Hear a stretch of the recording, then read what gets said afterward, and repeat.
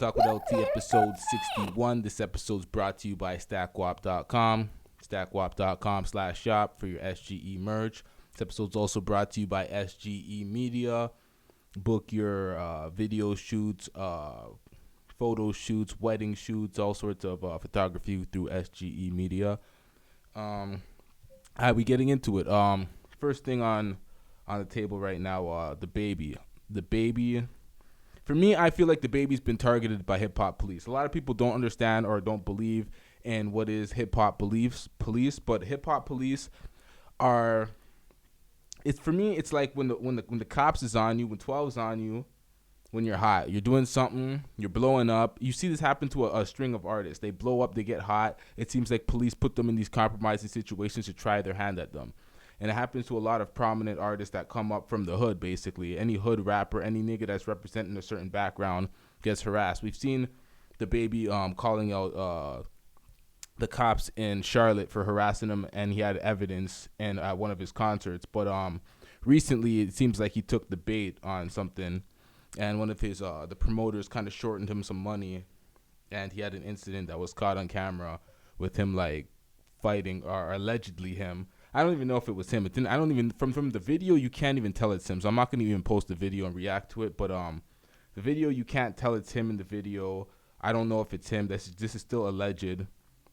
But he's been arrested on these type of things, and I feel like it's just like a string of things. Every other day you're hearing DaBaby getting arrested, or they're trying to be arrested, or something in the media for DaBaby. And DaBaby's one of the best live performers out right now. He's one of the hottest new artists out. So when that shit happens, it's just like, fuck. This seems like some hip-hop police targeting shit. I got Boozy responding to him getting arrested in a clip right here. What do we got? Not this one. Hold on. Give me 1 second. What do we got? We got Boozy. Nope. Jesus Christ. There we go. Babe ain't robbed no fucking back. The concert promoter. He in jail? Man, I know you lying, man. He robbed the concert promoter. Let me see it. Jeez. I'ma fuck that concert promoter up, bitch. I'ma whoop that bitch. Wow, okay, we got you, bitch. DaBaby robbed concert promoter for not paying him all his money. He gave him 20. That's fair. He gave him $20K instead of $30K. Oh, if the show was for $60, he took $80K, an iPhone 7, a credit card, and threw apple juice on the promoter. Oh, bitch, you pussy ass promoter, bitch. We gonna whoop you, bitch. Yeah, bitch, you into it with all the rappers now. Ain't nobody, bitch. You ain't pay the fucking money, bitch. If it did go down like that. Fuck, how many promoters we done whoop? Bitch trying to sue me now, motherfucking Carolina. You see how Boozy reacted to that. Boozy wasn't playing that shit. Boozy knows a lot of these promoters are on some fuck shit. I remember back in like 2012, Banks caught a case. Lloyd Banks caught a case for fucking up a promoter trying to stiff him on the bag. So it's like shit like that happens. These promoters are trying to finesse niggas and take thousands of dollars for doing nothing off of your cut that you arranged earlier, and trying to have you unpaid after your hard work and your show, and you flying out there and spending X amount of dollars and shit. It's like, fuck out of here with that bullshit. So I understand, I feel Boozy on that, but I just hope it wasn't DaBaby in the video. If I was judging that, I wouldn't be able to say that was him just off of that video. I'd need more evidence because that doesn't seem conclusive enough. Yeah, man. Fucks with DaBaby. So hopefully DaBaby can shake the hip-hop police. And the hip-hop police definitely exists. If you're an artist and you ever put out some shit and you felt the traction and you felt the heat from the 12 just coming at you just randomly. Like I remember when I dropped TGIS back in 2012. As soon as I dropped that video, my crib got raided and shit. They ran up on me, and it's like, obviously didn't find shit, but at the same time, it's like hip-hop influences cops to be on your ass because they don't understand and they don't know how to disseminate and decipher what is real from what's not from lyrics and shit, and they're just dumb as fuck as far as I'm concerned. But all right, moving on to what else we got here. We got a lot of shit in this episode. Okay. I don't like talking about these people too much because I feel like it's like almost like beating a dead horse at the moment. But Apryl and Fizz. So there's a new report coming out that Apryl and Fizz have broken up, like official breakup, not those rumors before, because like this is coming from Hot 97. They showed that they unfollowed each other, and they're saying from reliable sources that they know from the inside that they broke up. So Fizz and Apryl officially broke up. I don't know if it has anything to do with the recent Apryl being with FBG Baby Goat picture and video that surfaced. I don't know if it has just, the relationship just ran its course, but apparently they've broken up, and that's the end of that. Omarion's the big winner in all of this because he just looks like a G in the whole thing because he handled it with such class and in such a way where it's like, let them be happy, let them do his thing. He's taking custody of the kids. He's being responsible. He's on tour. He cropped Fizz out the bag. He just handled this shit in a way where it just made him look so much better and them look so much worse. And now that they're broken up, it's just like, shit. Was that all worth it? Probably not. For a short relationship like that, I would say probably not. But if that's what they needed in their life, that's what they needed in their life at that time. And whatever, man, I don't even care at this point to be beating up on them. It is what it is. They can take their L's and just move on and figure a way to be better in life. Or I don't fucking know, man. Who am I to be fucking judgmental about this shit? All right, let's move on to some other shit. I don't really care about Apryl and fucking Fizz.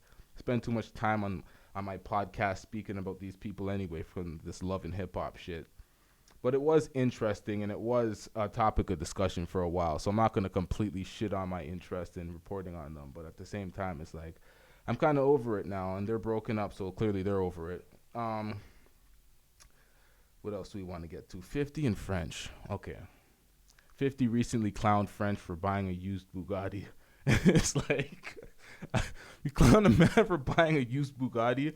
This is the most pointless beef in the world. Like, literally the most pointless beef in the world. Like, from where it stems from some pettiness, from some petty comments, because French was talking shit one day, and he was making some stupid comments about 50. And that's where this whole thing starts from way back when, and then French obviously aligned with certain people that 50 didn't fuck with. But, I feel like this beef is pointless. It's dragged out. They need to end it. And at this point, I'm still a 50 fan to the point where I would like to hear him on a record with French. I know a lot of people are like, that ship is sailed, and they don't really care to hear 50 and French on a record, on a feature. But I do. I'll still listen to that shit. I'll still check for it. So that beef is pointless. They need to end that. They need to move on. It's like New York on New York beef. That shit needs to end. There's bigger shit and there's bigger problems in the world. It's like if you're clowning a man for buying a used Bugatti, is your beef really that serious? That's just some funny shit. It's like, that's some real rich nigga shit. You got a used Bugatti. Wow. Give me a used Bugatti. The fuck? What the fuck? Whatever.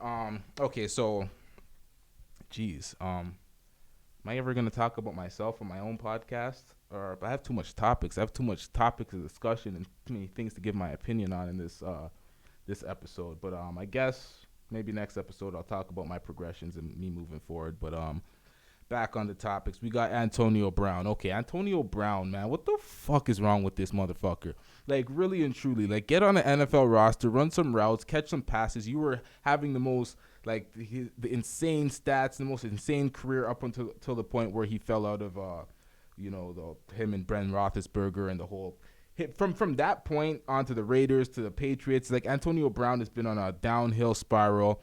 He got his workout recently. He said it was a publicity stunt. Now he's dropping a music video. Antonio Brown dropped a music video, and you're like, what? Let me hear this shit. And it's called, what, A Whole Lot of Cash or something? Hold on, let me pull this up before I have Whole Lot of Money. Yo, this video is dog shit. It's so trash. It's like, what are you doing, bruh? Get back on the field, bruh. Like, if there was ever a time to say shut up and dribble, it's now, bruh. Well, you're not dribbling shit, but at the same time, come on, son. Come on. Sometimes when athletes try to, get out their lane and try the music shit, try the hip-hop shit, it's like it doesn't really go well for y'all. Sometimes it does. Obviously, there's a Damian Lillards and the Amon Shumperts of the world. But at the same time, it's like most times you hear this shit and it's like, nah, son. Nah, this ain't it. It's because you're not on an NFL roster right now. You think you're going to step into music and make a bag? No time. Not happening. All right. Okay. me get off hip hop or whatever for a second, or it's not even hip hop. That was sports. Let me get back on some basketball shit because I have a following that's here for some basketball talks, and I've been neglecting them shit. So quick Lonzo Ball, Markelle Fultz update, because when I first started my podcast, early in the podcast, I used to talk about Lonzo Ball and Markelle Fultz a lot in their rookie season and shit. They went to the point where it was like Markelle Fultz was looked at as a boss. He couldn't shoot. His shot had that hitch in it. It was weird. Lonzo Ball's percentages have been down. He's been traded. He has terrible from the free throw line, like 40-something% the first 2 seasons. Now he's at 50-some-odd%. And it's like people were really counting them out. I made a video a couple weeks ago saying LaMelo's better than Lonzo, but Lonzo recently has turned it up. He last 3 games over 20, 25 points. Two games they won, 1 game they lost, but they played the Lakers, the game they lost, so of course they're gonna lose. But Lonzo's been stepping it up recently. Lonzo's not trying, but the thing is, once they give Lonzo minutes, once they gave Lonzo those minutes, you see the play started to, the play got better. And LeVar said this from day one. Play Lonzo all 40 minutes, not all 40, it's 48 minutes, but play him 40 minutes and you'll see the improvement. Or play him as much minutes as you can. Have him playing the whole fourth, the whole first. It's like none of this taking him out at the end of the game shit, not having confidence in him. And you've seen the results. You've seen how well and how he's taking command and he's taking more shots and he's being the leader of the team when you give him some playing time and you give him room to actually be Lonzo. So Lonzo, I feel like Lonzo still has a high ceiling. I feel like I kind of gave up on Lonzo a little earlier than I should have because of what was going on with him and the Pelicans. But yeah, Lonzo's still here. And then Markelle Fultz, definitely more complete season than Lonzo this year. Definitely one of the more improved players this season. Lonzo from the start of this, Markelle Fultz from the beginning of the season has been aggressive, been dunking on mans, been doing all sorts of shit. So shout out to Markelle Fultz. He's definitely not a bust. Lonzo's not a bust. These guys just needed the room to actually work in the league and figure things out and put together their game and have coaches that actually trusted in them. Markelle Fultz was in an awful situation when you really take it in, coming into Philly with a team that was really trying to win a championship or compete for a championship, who had, Joel Embiid, Ben Simmons, Jimmy Butler. Like, the way their team was built last year and they brought in Tobias Harris, it was not built for Markelle Fultz to kind of find his footing in the NBA and be a player, because there was no space for him to really be productive. It was kind of fit him into this spot next to JJ Redick and fight for minutes with them. It was just a mess when Markelle Fultz was there. So Markelle Fultz is definitely not a bust. People that were reporting that, I feel like that news is dead now. And I'm impressed with Markelle Fultz's game, so give him respect on those ones. So let's move on. How am I missing this story? I'm going to stay on basketball for a quick second before I leave. Kevin Love. Okay. Kevin Love loses it. He loses. He's pissed off. He needs a trade. He don't want to be in Cleveland anymore, and I don't blame him. He apparently yelled at the GM, Kobe Altman. He threw a basketball at Jetty Osman because they were taking long to set up the offense, and he was pissed off. He yelled at Colin Sexton. He's just not having it right now. He put up an Instagram post saying he loves his teammates and blah, blah, blah. But Kevin Love is not in a great place. Him and Tristan Thompson both want out of Cleveland. Kevin Love is just erratic right now. He's snapping on a bunch of people, and honestly, it's hilarious because the Cavs are trash. Man, you've seen Tristan Thompson give up on a play earlier this season where he just didn't even fight for the rebound, just went up the court, got a dunk. But at the end of the day, it's he didn't even care on the defensive side of the ball. Their team doesn't care. They're not buying into the system. The coaching's not there. The whole team's a mess. There was rumors about Kevin Love being traded for Kyle Kuzma on the Lakers, but that deal doesn't work. Financially, that deal doesn't work. And I don't know if you want to get rid of a young, talent like Kyle Kuzma so early when he's giving you production off the bench. You're not going to be able to take Kevin Love off the bench. Kevin Love is an all-star caliber player. Where are you really fitting him in the roster? You're going to fuck up the whole thing and everything you have right now because you have JaVale McGee and Anthony Davis up front. You're not going to move Anthony Davis up to the 5 and have Kevin Love playing the 4. It changes the dynamic of the team and the defense. So it's that's not going to happen. I don't see that as a realistic trade. But Kevin Love is definitely not happy in this situation. He's probably going to have to find somewhere else to play. people always want to put LeBron's ex teammates and throw him back with LeBron and think that's gonna work instantly. But there's other places for Kevin Love in the NBA other than the Cavs. I mean the Lakers. Like he'd be good on Portland. Portland could use a good they can use a 1-2 players to make their team better. All right, moving on. DaBaby exposes Adrien Broner. Okay, this is filth. It's like, if you're a single dude, single man, and you're out here and you're trying to, slide in some DMs, chop some girls on IG, Twitter, wherever you're trying to finesse, like, you have to have an eye for a girl's age. There's certain things to look for when it comes to looking for girls' ages and shit. But when you're a high-profile celebrity like DaBaby, who was on Dr. Phil as a child disrespecting her mother, it's like you would know when someone's that, like, where does Adrien Broner, like, Adrien Broner lives under a rock or something. Like, he didn't vet anything. He just looked at a child and thought that was something attractive. Like, she's 16 or 17 or she's a kid. I don't care if she's propped up and she's putting makeup and she's doing all this stuff because she's an artist now and she's a rapper. It's like, she's a kid, my nigga. Like, how did you not, like, look closely or even Google it or look at her fault? Like, just do a little bit of research and realize that she's a kid. And he swerved on that, and then she embarrassed him and posted the DMs and shit. It's like, that's not a good look for Adrien Broner. Adrien Broner's been holding nothing but L's for the last several years. When he first came up, he was one of my favorite young boxers, and then he just took L's after L's in the ring and outside of the ring, and it's just not a good look for Adrien Broner. This is another L for Adrien Broner because, like, obviously he didn't get to the point where he did some foul R. Kelly shit, but at the same time, it's like, you got called out in public. Next time, vet the page or vet the person a little bit better. Check out who you're actually talking to or you're sending a DM to, because you don't want to be sending the shit to minors. You know what I mean? Okay. Paul George. Okay, Paul George is getting roasted. Man, everyone's getting roasted online for something. Paul George getting roasted for the PG4s. And it's not even Paul George getting roasted. The shoes are getting roasted. And they look kind of basic, to keep it a buck. They don't look like the worst pieces of dog shit in the world. Like, I've seen worse shoes than that. But they're just extremely basic. And if you're going to get roasted for basicness, then at that level, I guess you got to come up with something more than just basic shoes. People aren't having it. But that's the internet, man. The internet will throw a fit over anything. Niggas be mad about anything. There's war in Iran and Iraq, and shit is getting crazy, and people would rather talk about, Fizz and Apryl and shit. Like, people don't, like, shit is wild.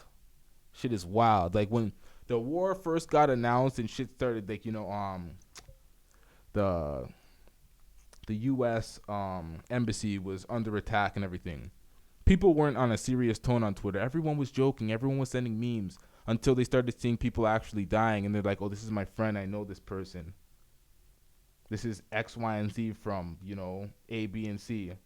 So it's like people are starting to feel the impact of what's going on in the real world right now when it comes to this war shit. And Donald Trump, man.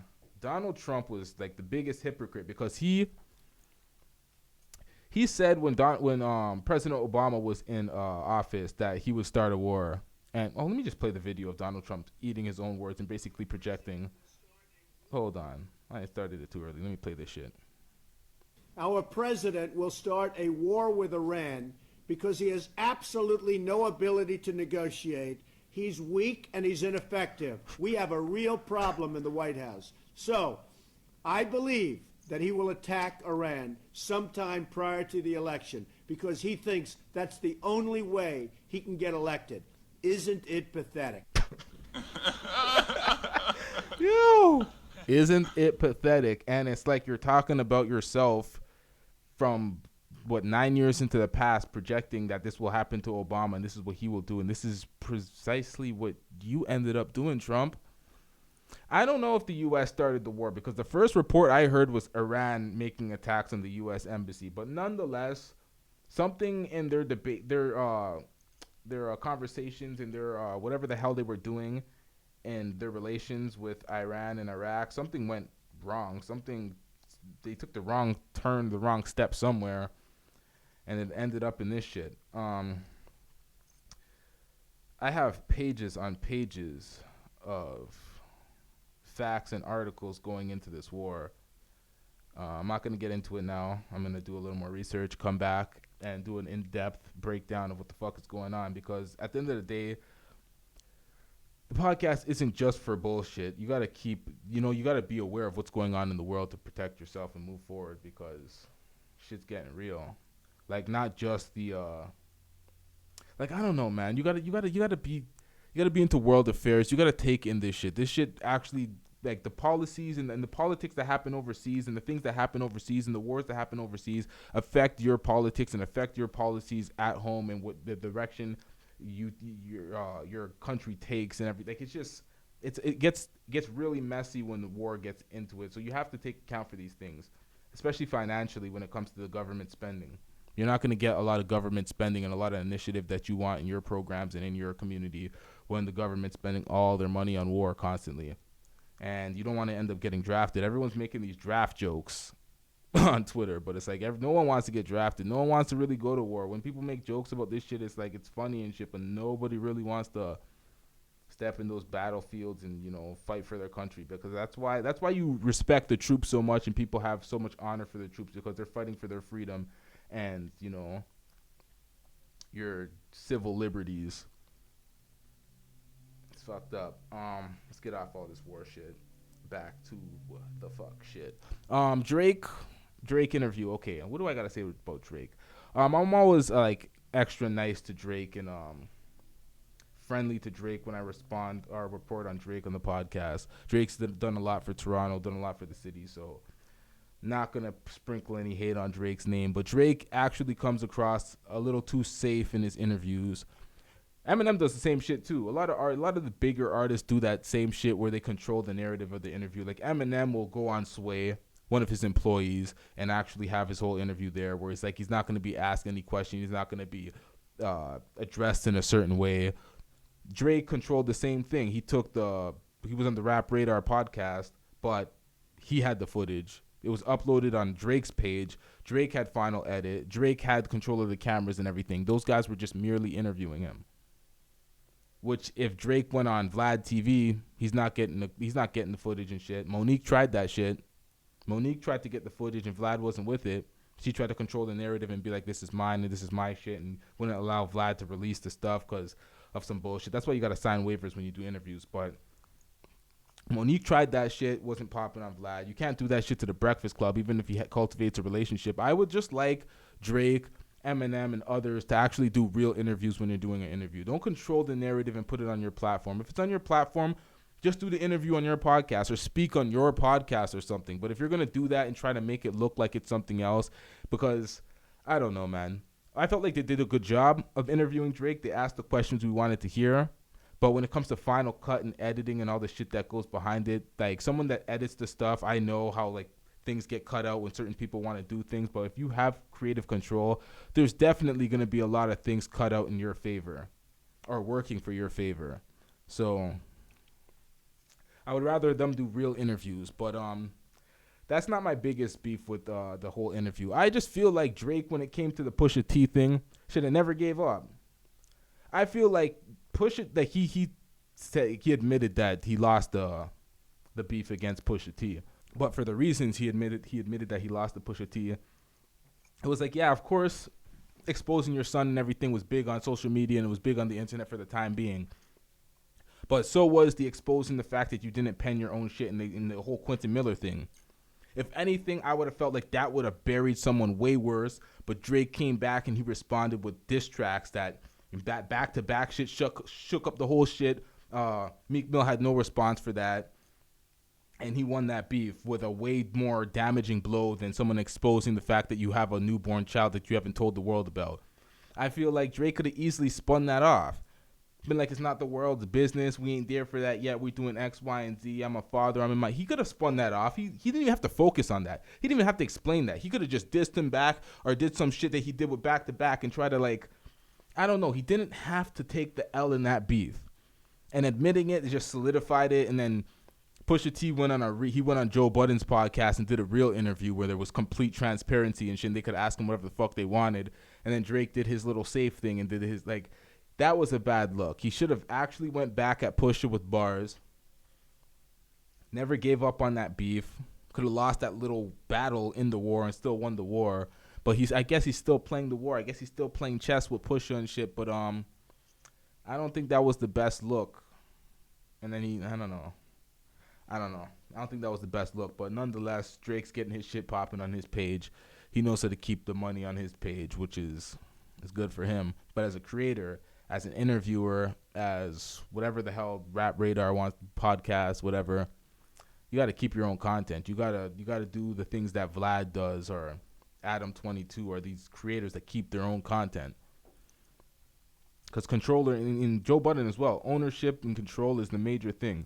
For me, that's why I look at people like Joe Budden, Andrew Schultz, Joe Rogan, like Adam 22, Vlad, like real owners of their shit, real ownership of their product. That's what I look at and I try to emulate, because you don't want people finessing you out of your product. All right, that's it. I'm going to save a couple of things for later tonight. We got 2 episodes coming out. Blunt Talk with LT, episode 61. We back at it. Yep.